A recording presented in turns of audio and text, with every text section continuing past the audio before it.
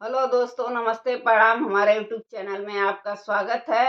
एक हम लोग कहरवा नाच गीत सुनाने जा रहे हैं। गाना कैसा लगेगा लाइक करिएगा, सब्सक्राइब करिए, कमेंट में जरूर बताइएगा गाना कैसा लगा।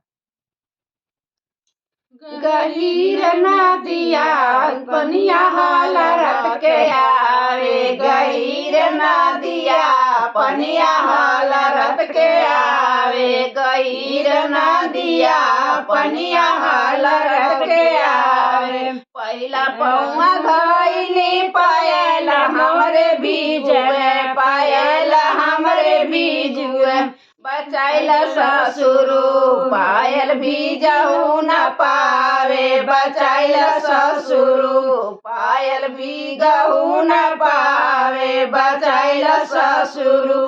गहीर नदिया पनिया हलरत के आवे, गहीर नदिया पनिया हलरत के आवे, गहीर नदिया। दूसरा पहिल धइली कमार हमरे भीगुए, कमार हमरे भीगुए, बचाइल जेठऊ कमर भीजहु न पावे, बचाइल जेठऊ करधन भीगहु न पावे, बचाइल जेठऊ। गहीर नदिया पनिया हलरत के आवे, गहीर नदिया पनिया हलरत के आवे, गहीर नदिया।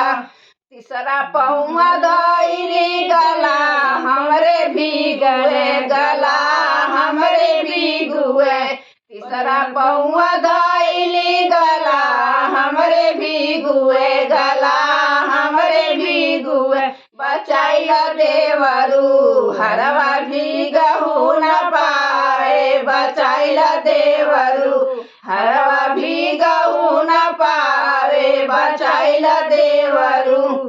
तो चौथा पौआ धइली सिरा हमरे भीगुए, चौथा पौआ धइली सिरा हमरे भीगुए, बचाइल रजऊ सेनुरा भीगहु न पावे, बचाइल बलमु सेनुरा भीगहु न पावे, बचाइल बलमु।